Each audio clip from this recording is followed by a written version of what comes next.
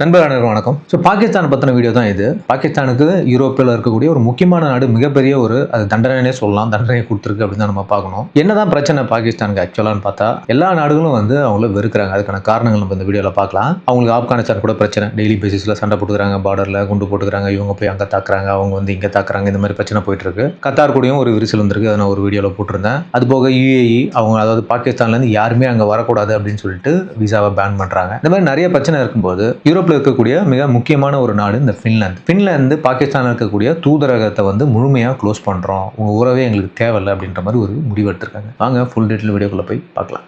ஐரோப்பிய ஒன்றியத்தில் இருக்கிற நாடுகள் எல்லாமே பாகிஸ்தானை தனிமைப்படுத்த ஆரம்பிச்சிட்டாங்க அப்படின்னு தான் நம்ம இதில் பார்க்கணும். அங்கேருந்து வர செய்திகள்லாம் என்ன சொல்லுது அப்படின்னா, ஐரோப்பிய யூனியன் பார்த்தீங்கன்னா பாகிஸ்தான் மேலே இருந்த பொறுமை முடிவுக்கு வந்துருச்சு அப்படின்றது இதுல தெளிவாக தெரியுது அப்படின்னு பார்க்குறோம். பாகிஸ்தான் தீவிரவாதத்தை ஆதரிப்பதாகவும் அந்த நாடுகளை இது தூண்டி விடுது, அடுத்த நாடுக்கு கூட இந்த மாதிரி தீவிரவாத வேலைகளை செய்வதற்கான விஷயங்களை தூண்டி விடுது அப்படின்ற மாதிரி விஷயத்தையும், பிராந்தியத்தில் அமைதியின்மையை தூண்டுவதனுடைய மிக முக்கியமான ஒரு ஆளாக இவங்க இருக்கிறதால ஐரோப்பிய ஒன்றியம் பார்த்தீங்கன்னா அவங்க மேல ஒரு இறுக்கமான நடவடிக்கையை எடுக்க முடிவு செஞ்சுட்டாங்க அப்படின்னு பார்க்கப்படுது. பின்லாந்தினுடைய அதிரடி முடிவு முதல்ல இதை நம்ம பார்க்கணும். அதாவது ஐரோப்பிய ஒன்றியத்துல ஒரு முக்கியமான நாடு தான் இந்த பின்லாந்து அப்படின்னு சொல்றோம். இப்போ பாகிஸ்தான்ல இருக்கிற அவங்களுடைய தூதரகத்தை அதிகாரப்பூர்வமா நிரந்தரமா மூட போறாங்க அப்படின்னு அவங்க சொல்லிட்டாங்க. இது பாகிஸ்தானுக்கு ரொம்ப ரொம்ப பிரச்சனை. ஏன் அப்படின்னாக்கா, பின்லாந்து பாத்தீங்கன்னா சும்மா ஒரு ஆரம்பம் தான் அப்படின்னு பாக்குறோம். இது போல பாத்தீங்கன்னா பிரான்ஸ் மாதிரியான மற்ற நாடுகளும் கூட பாகிஸ்தான் இருக்கக்கூடிய அவங்களுடைய தூதரகத்தை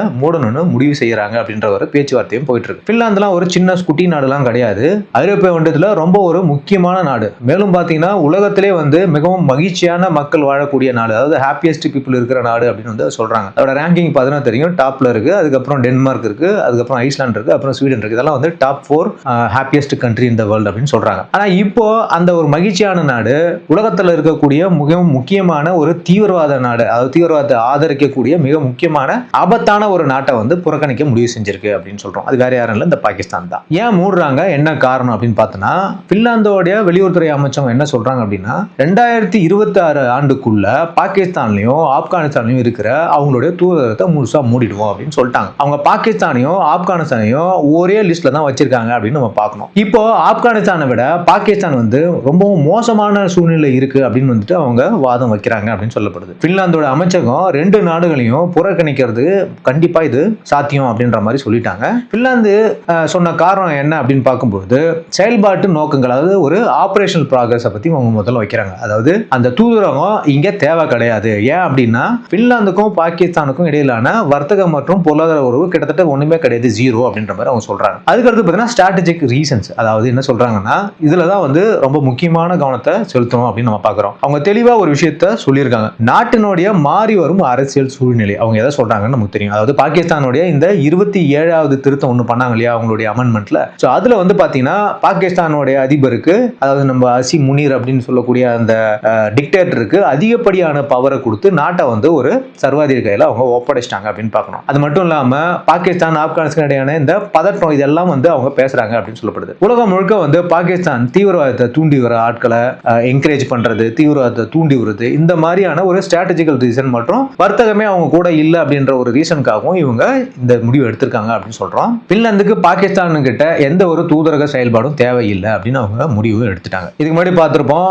யுனைடெட் நேஷன்ஸ் அசம்பிளி ஒரு எச்சரிக்கையும் எடுத்திருக்கு. அது பாத்தீங்கன்னா இந்தியாவுக்கு சாதகமான விஷயமாவும் நம்ம பார்க்கணும். அதாவது நவம்பர் 29ஆம் தேதி பாத்தீங்கன்னா ஒரு செய்தி வந்துச்சு. அதுல என்ன சொல்றாங்கன்னா, பாகிஸ்தான்ல நடக்கக்கூடிய விஷயங்கள் ஒட்டுமொத்த பிராந்தியத்தையுமே பாத்தீங்கன்னா ஆபத்துல கொண்டு போய் நிறுத்துவோம் அப்படின்னு அவங்க சொல்லியிருக்காங்க. ஐக்கிய நாடுகள் சபை இதை ஒரு எச்சரிக்கையாவே செஞ்சிருக்கு. ஒரு அணு ஆயுத பலம் கொண்ட நாட்டுல ராணுவ சர்வாதிகாரியினுடைய அதிகாரம் போச்சு அப்படின்னாக்கா அது இந்தியாவுக்கு மட்டும் இல்ல பல நாடுகளுக்கு பாதிப்பை ஏற்படுத்தும் அப்படின்ற மாதிரி அந்த ரிப்போர்ட்ல அது எச்சரிச்சது. ஆனா பாகிஸ்தான் இந்த மாதிரி விஷயங்களுக்காக பின்லாந்து நிரந்தரமா தன்னுடைய தூதரகத்தை மூடும் அப்படின்னு சொல்லிட்டு கொஞ்சம் கூட எதிர்பார்த்திருக்காது அப்படின்னு நம்ம பார்க்கிறோம். இதுதான் இந்தியாவுக்கு கிடைச்ச பெரிய ஒரு ஸ்ட்ராட்டஜிக்கல் விக்டரியாவே நம்ம பார்க்கணும் அப்படின்னு சொல்லப்படுது. அதாவது நம்மளுடைய டிப்ளமேட்டிக் குழு என்ன பண்றாங்கன்னா, உலகத்தினுடைய எல்லா மூலைகளும் போய் பாகிஸ்தானை வெளிச்சம் போட்டு காட்டணும். எப்போ நம்ம இந்த ஆபரேஷன் சிந்தூருக்கு முன்னாடி ஒரு முறையும் அவங்க டெரர் அட்டாக் இங்க ஆர்கனைஸ் பண்ணி பண்ணும்போது எல்லா விஷயங்களையும் நம்ம உலக நாடுகள்ல போய் இதுக்கான ஆதாரங்கள்லாம் ஒப்படைச்சோம். அப்போ இந்த மாதிரியான விஷயங்கள்லாம் யாரும் அவங்க பண்ணல. ஆனா பின்லாந்தோட தூதர் இப்ப என்ன சொல்லியிருக்காரு அப்படின்னா,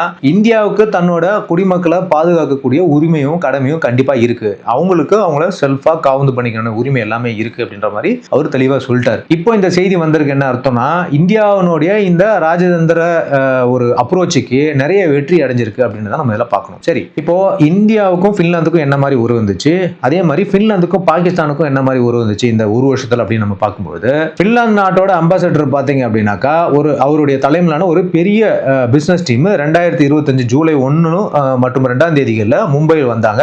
ரெண்டு நாட்டுக்குடையான வியாபாரத்தை பத்தி நிறைய பேசினாங்க. பாகிஸ்தான்ல யாரும் போகல. அடுத்தது மருத்துவம் பொறுத்த வரைக்கும் பாத்தீங்கன்னா அதே மாதிரி பாத்தீங்கன்னா செப்டம்பர் 15 இருந்து 19ஆம் தேதி 2025 பாத்தீங்கன்னா 10 பேர் கொண்ட ஒரு பெரிய பின்லாந்து டீம் வந்து ஹெல்த் கேர் டீம் வந்து இந்தியன் கம்பெனியோட டீல் வந்து பேசினாங்க அப்படின்னு சொல்லப்படுது. இவங்க டெல்லி மற்றும் மும்பையில் இருக்கக்கூடிய பல இடங்கள்ல வந்து இதை சந்திச்சு இந்த விஷயங்களை நடத்தினாங்க அப்படின்னு பாக்குறோம். அதுக்கடுத்து பாத்தீங்கன்னா அவங்களுடைய அம்பாசடர், அதாவது கவுன்சில் ஜெனரல் சொல்லுவாங்க இல்லையா, அவங்க வந்து பாத்தீங்கன்னா இதை முன்னெடுத்து நடத்தினாரு அப்படின்னு சொல்றப்படுது. மேலும் எஜுகேஷன் கல்வி சம்பந்தப்பட்டமான ஒரு டீம் பாத்தீங்கன்னா நவம்பர் 17 இருந்து 20ஆம் தேதி வரைக்கும் டெல்லியில வந்து நடந்த ஒரு DADSC இந்தியா நிகழ்ச்சியில் வந்து கலந்துக்கிட்டாங்க அப்படின்னு நம்ம பார்க்கணும். பின்லாந்து கல்வி குழுவினர் வந்து பாத்தீங்கன்னா இங்க பார்வையிட்டது முக்கியமான ஒரு விஷயம். அதாவது என்னன்னா, நம்ம நாட்டு மக்கள் போயிட்டு அங்க படிக்கிறதுக்கான பல வசதிகளை செஞ்சு கொடுக்கறதுக்கு அது சம்பந்தப்பட்ட விவரங்கள்லாம் வந்து அவங்க டிஸ்கஸ் பண்ணாங்க அப்படின்னு பார்க்கப்படுது. அடுத்து பாத்தீங்கன்னா கன்சோல் ஜெனரல், அதாவது பின்லாந்துடைய கன்சோல் ஜெனரலுடைய விசிட் வந்து நம்ம நடந்துச்சு. இது எப்ப பாத்தீங்கன்னா பிப்ரவரி மாசம் புவனேஸ்வரில் நடந்த ஒரு முக்கியமான அகாடமிக் கான்ஃபரன்ஸ்ல அவர் கலந்துக்கிட்டாரு அப்படின்னு பார்க்கிறோம். அடுத்து பார்த்தா உயர்மட்ட ஆலோசகர், அதாவது ஹை லெவல்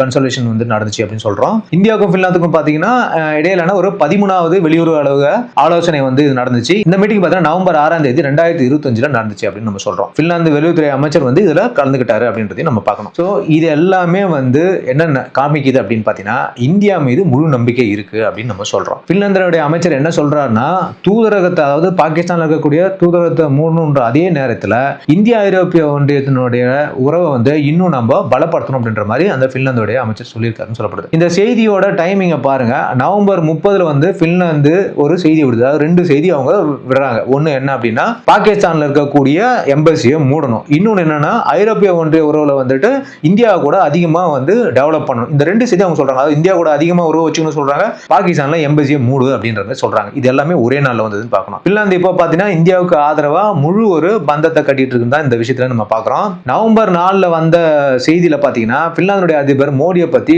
குறிக்கும் போது அவர் என்ன சொல்லியிருக்காரு அப்படின்னா, இந்தியா ஒரு உலகளாவிய சக்தியாகவும் தூணாகவும் எழுந்து வருது. இந்தியா அடுத்த ஒரு சூப்பர் பவரா ஆகிறத வந்துட்டு நம்ம பார்க்கும்போது அது நமக்கு ஆச்சரியத்தை ஏற்படுத்தாது. ஏன் அப்படின்னா அவங்க அதுக்கான விஷயங்கள்ல ப்ராக்ரஸ் ஆகிட்டு வந்துட்டு இருக்காங்க அப்படின்ற மாதிரி அவர் சொல்றாரு. இப்படி பின்லாந்து பாத்தீங்கன்னா இந்த தருணத்துல இந்தியாவுடன் பாத்தீங்கன்னா ஒரு முழுமையான துணையா நிக்குது அப்படின்றத நம்ம பார்க்கணும். ஸோ இப்போ இந்த 2025 பின்லாந்து நாட்டில இருந்து யாராவது ஒருத்தவங்க பாகிஸ்தான்ல போய் வந்து விசிட் பண்ணாங்களாம் பார்த்தோன்னா ஒரே ஒரு முறை வந்து ஒரு டீம் போயிருக்கு ஒரு வருஷத்துல. அந்த டீம் எதுக்காக போனாங்கன்னா இந்த மாதிரி விஷயங்கள், அதாவது இந்த எப்படி க்ளோஸ் பண்ண போறோம் அப்படின்ற விஷயத்தை டிஸ்கஸ் பண்றதுக்காக போயிருக்காங்கன்னு மட்டும் தான் சொல்லப்படுது. இது மட்டும் தான் பின்லாந்துக்கும் பாகிஸ்தானுக்கும் நடந்த விஷயம், பின்லாந்துக்கும் இந்தியாவுக்கும் நடந்த விஷயம். ஒரு முக்கியமான நாடு எந்த அளவுக்கு இந்தியா கூட உறவு வச்சுக்குது, எந்த அளவுக்கு பாகிஸ்தான் கூட உறவு வச்சுக்கிறது நம்ம இதுல இருந்தே தெரியுது அப்படின்னு நம்ம பார்க்கணும். சரி, இது பின்லாந்தோட கதை மட்டும் கிடையாது.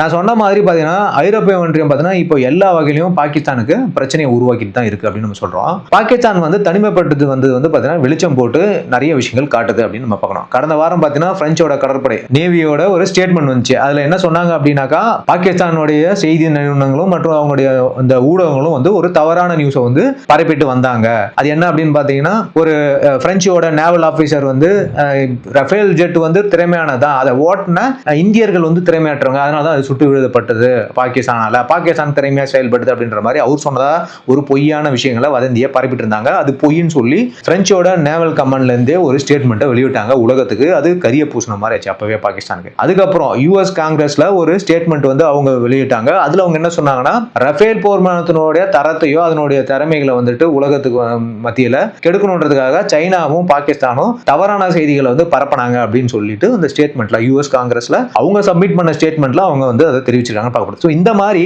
ஊடகங்களை வச்சு பொய்யான தகவலை வந்து பரப்பி தன்னோட இமேஜை வந்து கெடுத்துக்க நினைக்கிற பாகிஸ்தான் இப்போ அதனுடைய உண்மை முகம் எல்லாருக்குமே தெரிய வருது அப்படின்றத நம்ம பார்க்கிறோம். ஸோ இதனோட விஷயமா, அதாவது ஒரு உண்மைத்தன்மையே இல்லாத ஒரு நாட்டு கூட எந்த ஒரு உறவும் வச்சுக்கூடாதுன்ற மாதிரி தான் ஐரோப்பிய யூனியன் வந்து பாக்குது அப்படின்னு சொல்லணும். முக்கியமா என்ன பார்க்கணும்னா, இந்த GSP அங்கீகாரத்தை அவங்க வந்து நிறுத்திடுவோன்ற மாதிரி மிரட்டிருக்காங்க. அது என்ன GSP அங்கீகாரம் அப்படின்னு நான் சொல்றேன். அதாவது ஐரோப்பிய யூனியன் என்ன சொல்லியிருக்கு அப்படின்னா, பாகிஸ்தானை வந்து இன்னொரு மிரட்டலும் விட்டுருக்காங்க அப்படின்னு நம்ம பார்க்கணும். அதாவது அதாவது உங்களுக்கு ஜிஎஸ்பி அந்தஸ்து வேணும் அப்படின்னா ஐரோப்பிய ஒன்றியத்தினோட பொருட்களை குறைவான வரி சலுகைகளை இறக்குமதி செய்யணும்னா முதல்ல நீங்க மனித உரிமையை வந்து மீறல்களை சரி செய்யணும் அப்படின்னு வந்து சொல்லுது. அதாவது இந்த பலுஜிஸ்தான் மற்றும் இந்த பஸ்தூன் பகுதி இந்த மாதிரியான விஷயங்கள்ல நடக்கக்கூடிய இந்த மனித உரிமை மீறல்களை வந்து அவங்க நிறுத்தணும் அப்படின்னு சொல்றாங்க. அது மட்டும் இல்லாம இந்த ஜிஎஸ்பின்றது என்னன்னா ஜெனரலைஸ்டு சிஸ்டம் ஆஃப் ப்ரெஃபரன்ஸ் அப்படின்னு சொல்றாங்க. அதாவது ஒரு நாட்டுக்கு வந்து ப்ரெஃபரன்ஸ் அதிகமாக கொடுக்கறது. அது என்ன பண்ணுவாங்க அப்படின்னா இந்த பணக்கார நாடுகள்லாம் இருக்காங்க இல்லையா, அந்த வெஸ்ட்ல இருக்கக்கூடிய கண்ட்ரிகள் எல்லாமே வளர்ந்து வரும் நாடுகள் அல்லது வந்து வளரும் நாடுகள் கிட்ட வந்து பாத்தீங்கன்னா ஒரு பொருளாதார உடன்படிக்கை போட்டிருப்பாங்க. அது என்ன பண்ணும் அப்படின்னா உதாரணமா வந்து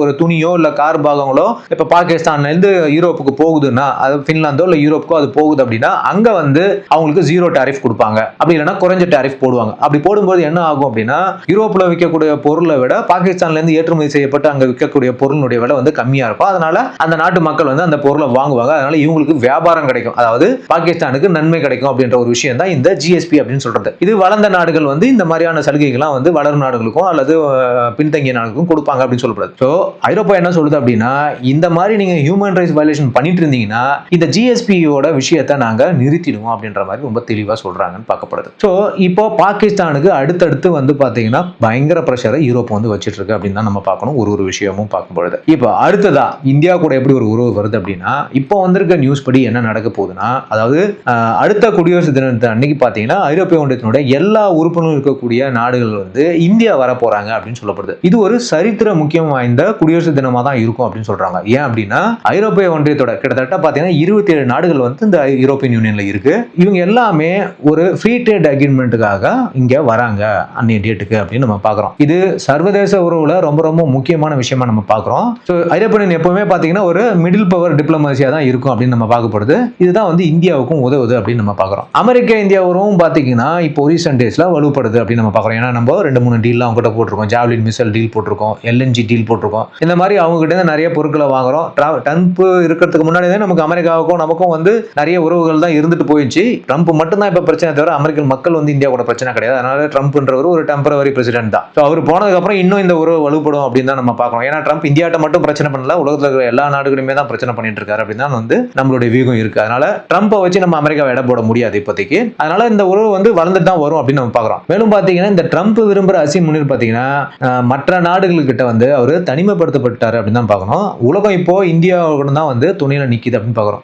ஒரு ரீசெண்ட் டேஸ்ல கூட நீங்க வந்து ஒரு விஷயத்தை கேள்விப்பட்டிருப்பீங்க. ஆஸ்திரேலியாவுடைய தலைவர் கூட வந்து பார்த்தீங்கன்னா இந்தியா ஒரு பொறுப்பான சக்தி அப்படின்னு வந்து அவர் சொல்லியிருக்காரு. ஸோ ரொம்ப ஒரு ரெஸ்பான்சிபிளான நாடு. சும்மா கனாபனான்னு வந்து அங்கேயும் போய் பிரச்சனை பண்ற அந்த மாதிரி நாடே கிடையாது. ரொம்ப ரொம்ப ரெஸ்பான்சிபிளா உலகத்தில் நடந்தக்கூடிய ஒரு முக்கியமான நாடா வந்து எல்லாருமே பார்க்குறாங்க. ஏசியா நாடுகள் பார்த்தீங்கன்னா முழுசா வந்து இந்தியாவுக்கு வந்து துணையா நிற்குது அப்படின்னு பார்க்கணும். ஸோ இதுல ஒரு முக்கியமான விஷயம் என்ன அப்படின்னா நம்ம வேலையை நல்லாவே தான் பண்ணிட்டு இருக்கோம். பாகிஸ்தான் அவங்க வேலையை பண்ணாம அடுத்தவங்க விஷயத்துல மூக்க நுழைக்கிறதுனால அவங்களுக்கு ஏற்படக்கூடிய பாதிப்பு என்ன அப்படின்னா வெறுப்பு தான் வந்து மற்ற நாடுகள் அவங்க மேல காமிக்குது.